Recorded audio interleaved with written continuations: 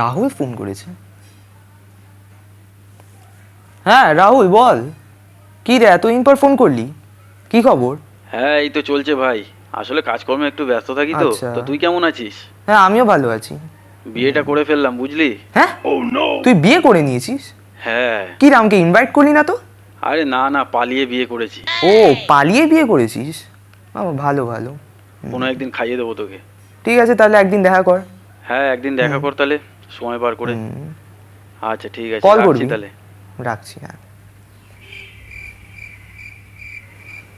রাহুলেরও বিয়ে হয়ে গেল। দেখতে দেখতে তো সমস্ত বন্ধুরই বিয়ে হয়ে যাচ্ছে।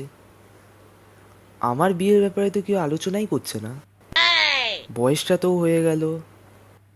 না, একবার মা বাবার সঙ্গে আলোচনা করতে হবে, না হলে তো আমার বিয়ে হবেই না, বয়সও বেড়ে যাচ্ছে। না, একবার গিয়ে কথা বলে দেখি।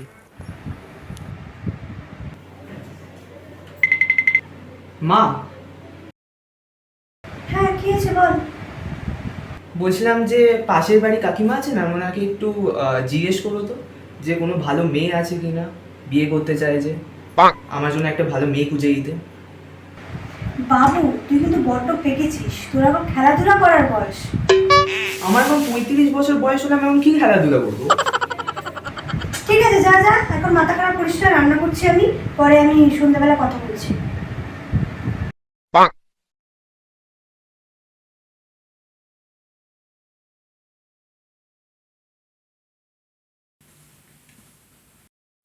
মা, জিজ্ঞাসা করলে? কি রে বাবু, কি জিজ্ঞেস করবো? আরে তুমি বললে না যে পাশের বাড়ি কাকিমাকে জিজ্ঞেস করবে যে কোনো ভালো মেয়ে আছে কিনা বিয়ে করার জন্য। ও হ্যাঁ, জিজ্ঞেস করেছিলাম তো, কি বলতে বাবু? উনি বলছে যে আজকালকার দিনে সেরকম ভালো মেয়ে পাওয়া যায় না, এখনকার সব মেয়েরাই এঙ্গেজ, বুঝলি তো। তো উনি বলেছে যে একটা মেয়ে খুঁজে দেবে, ভালো পেলে তোকে বলবে। কোনো চিন্তা করিস না, হয়ে যাবে ঠিক, বলেছে যখন হয়ে যাবে। একটা বাজে ছেলে একটা। কেন, আমি কি করলাম? ও না না, তোকে বলিনি রে, এই যে টিভিতে দেখ না, ছেলেটা একদম বাজে, বিয়ে করেছে, বিয়ে করে এখন বইয়ের কথা এখন ইয়ে করছে, মাকে পাত্তাও দেয় না, মাকে দেখে ওর, এই যে এই ছেলেটার কথা একদম বাজে ছেলে। তোমার সিরিয়াল। না, মায়ের সঙ্গে কথা বলে কোনো লাভ নেই। মা কিছু সিরিয়াসলিই নেয় না। মা আমার ব্যাপারে কিছু চিন্তাই করে না। না, মনে হচ্ছে বাবার সঙ্গে কথা বলে দেখতে হবে। মাকে বলে কোনো লাভ নেই। যাই, এখন গিয়ে বাবার সঙ্গে একবার কথা বলে দেখি।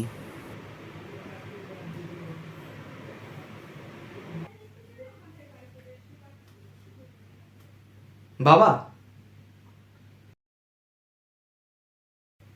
বাবা, বলছিলাম যে তোমার কোনো চেনা জানা লোক আছে যে কোনো একটা মেয়ে জোগাড় করে দিতে পারবে? মেয়ে জোগাড় করে দিতে পারবে মানে? না না, আমার বয়সটা তো অনেক হয়ে গেল, তো এখন থেকে চিন্তা ভাবনা না করলে তাহলে তো পরে মেয়েই খুঁজে পাওয়া যাবে না। তাই একটা কোনো বন্ধুকে বলো তুমি যে কোনো একটা ভালো মেয়ে জোগাড় করে দিতে। কত টাকা ইনকাম করিস? বাবাকে এতদিনে কত টাকা দিয়েছিস ইনকাম করে?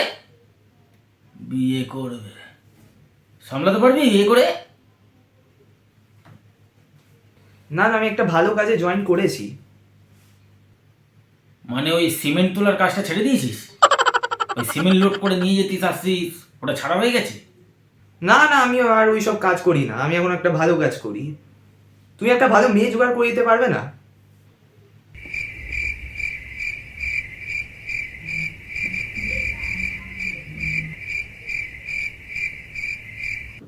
বাবা, বাবা, এই এই যা তো, বিয়ে বিয়ে বিয়ে কি করবি বিয়ে করে? মাকে দেখ, মা রান্না হয়েছে কিনা জিজ্ঞেস কর, খেতে বল, খেতে দিতে বল। বিয়ে করবে, খেতে দিতে বল মাকে, যা মেয়ে খুঁজে দে। বাবাও পাত্তা দিল না, তাহলে এখন কে মেয়ে খুঁজে দেবে আমাকে?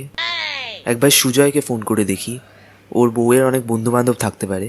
হ্যাঁ, একবার সুজয়কে ফোন করি।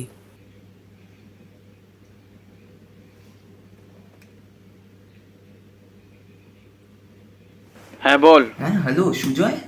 কি রে, রাত 1:30টার সময় ফোন করলি? হ্যাঁ ভাই, কিছু হয়েছে নাকি? আরে না না, শোন না, তোর বউকে একটু জিজ্ঞেস কর না যে কোনো ওর চেনা জানা আছে কি না, বন্ধু বান্ধব। Hello hello Sujoy, hello,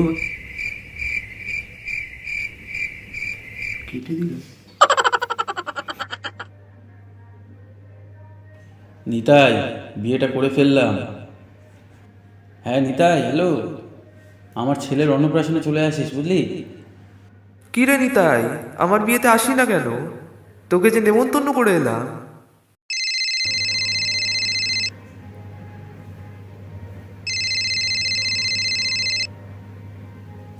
hello Nitai, হ্যাঁ বল। কি করছিস? কিছুই করছি না। বলছি শোন না, যে আমার একটা রিলেটিভের বন্ধুর মেয়ে আছে, তো তারা বলছিল আর কি যে একটা ভালো ছেলে খুঁজে দিতে, যে তাদের মেয়ের সঙ্গে বিয়ে দেবে আর কি, বুঝতে পারলি তো? ওদেরকে বল।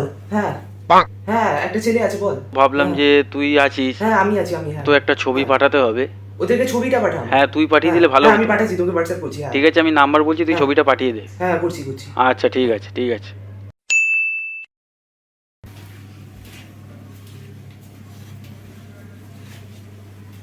নমস্কার, এসছেন? হ্যাঁ হ্যাঁ, আসুন আসুন, হ্যাঁ বসুন বসুন।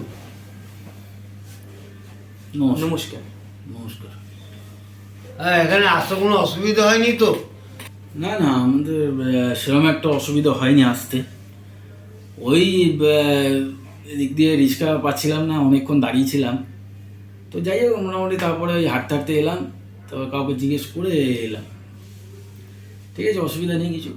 তো আপনাদের এটা আপনার মেয়ে তাহলে, তাই তো? হ্যাঁ, এই যে এইটা হচ্ছে আমার মেয়ে। এবার আপনার যা বক্তব্য আছে বক্তব্য জিজ্ঞেস করতে পারেন। আচ্ছা আচ্ছা আচ্ছা। তো মা তুমি কি করছো এখন? এই পড়াশোনা করছে। ও আচ্ছা আচ্ছা, পড়াশোনা করছো। তো আপনাদের তোমাকে একটা কথা বলে দিই, এটা কারণ এটা না বললে ব্যাপারটা সব কিছু ক্লিয়ার থাকা উচিত। ঠিক আছে, আমি আজকালকার দিনে যে অবস্থা সেই হিসাবেই আমি তোমাকে জিজ্ঞেস করছি। তো বলছিলাম যে তোমার কোনো বয়ফ্রেন্ড নেই তো এখন?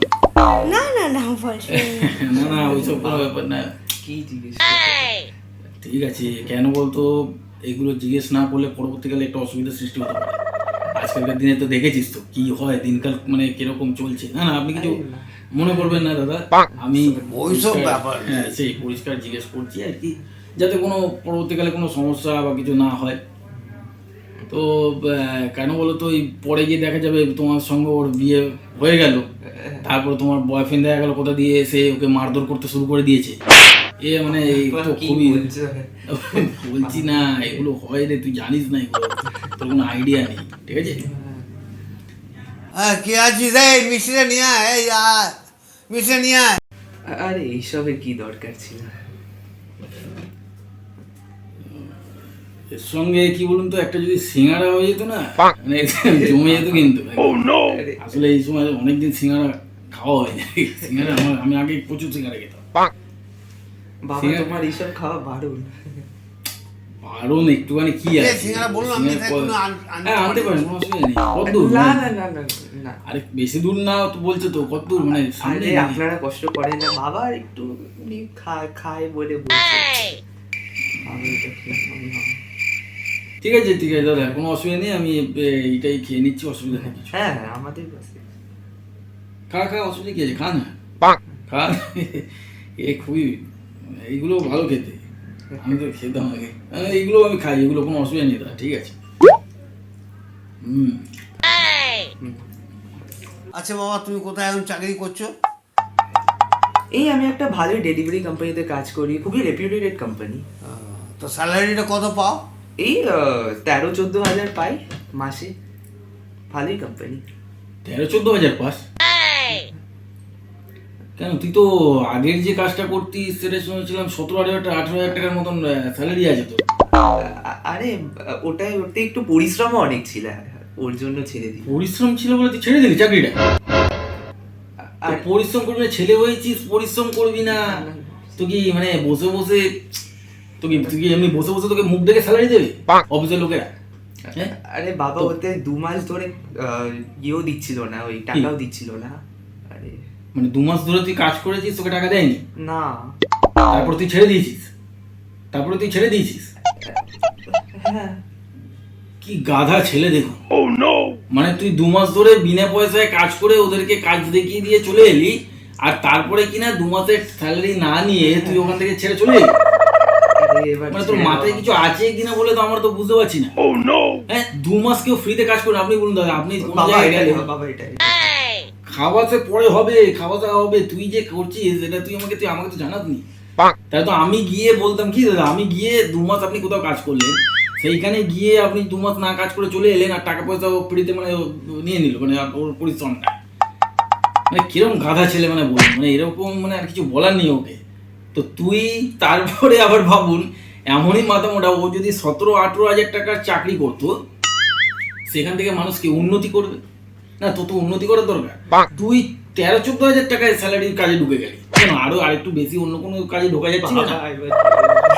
এবার কেন এইসব ব্যাপারে কথা বলছো এবার বাবা? কেন এসব ব্যাপারে কথা বলছি? না আর কিছু বলার নেই। ঠিক আছে, তুই বাড়িতে চল না, তারপর তোকে আমি বলছি কি বলা যায়। হ্যাঁ, তো দাদা আপনারা কিছু বলছিলাম, মাইন্ড করবেন না। আচ্ছা বলছিলাম দাদা যে যাই হোক, আমাদের তো আবার অনেক দূরে যেতে হবে, আমাদের বাড়ি তো আবার অনেক দূরে যেতে হবে। যাই হোক, তো এটা ঠিক আছে, ঠিক আছে, আমি আর বেশি, আমার একটু সুগার আছে, তাই আর খেলাম না। তো আপনাদের কি বলার আছে সেটা আপনারা তাহলে এখন জানাবেন নাকি ফোন করে জানাবেন? না না, আমরা ফোন করে জানিয়ে দেবো, আপনি আসতে পারেন, আমার কোনো অসুবিধা নেই। পরে একটু ধীরে সুস্থ জেনে বুঝে শুনে আমি ওর বলে দেবো। আচ্ছা আচ্ছা, ঠিক আছে, কোনো অসুবিধা নেই। আপনারা ফোন করেই জানান আমাদেরকে, আমাদের নাম্বার আছে তো আপনার কাছে? আচ্ছা আচ্ছা আচ্ছা, ঠিক আছে ঠিক আছে, আপনারা তাহলে ফোন করে 2 দিনের মধ্যে জানান। ঠিক আছে, আমার আবার অনেক কাজে মানে চাপের মধ্যে তাই, বুঝতে পারলেন তো। আমি আবার এইসব নিয়ে আবার বেশি মাথা, মানে এমনিতেই আছে, চিন্তা ভাবনার মধ্যে আছে, আমি বেশি চিন্তা ভাবনা করতে পারছি না।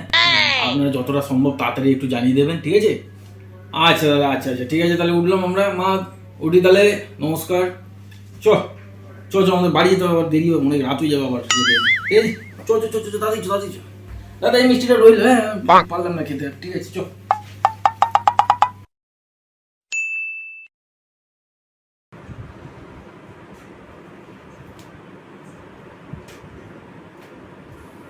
এক সপ্তাহ তো হয়ে গেল, মেয়েটাদের বাড়ি থেকে কেউ ফোন করল না তো এখনো। আমি একবার ফোন করে দেখি, না না খারাপ ভাববে না তো? না, একবার ফোন করে দেখি।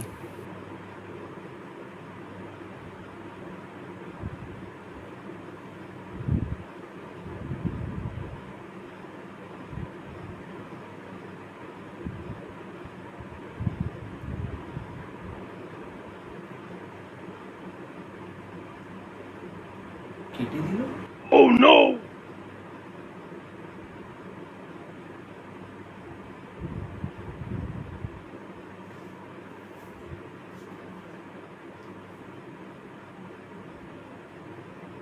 আবার কেটে দিল।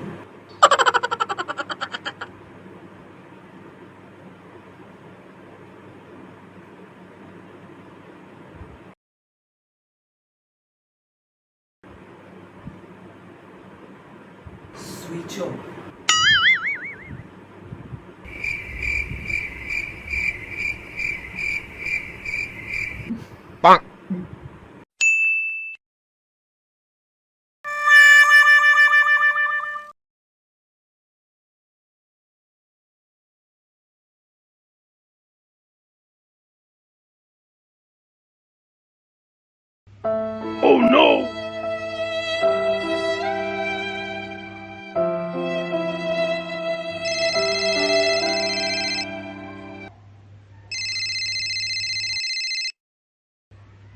আরে নিতাই, হ্যালো।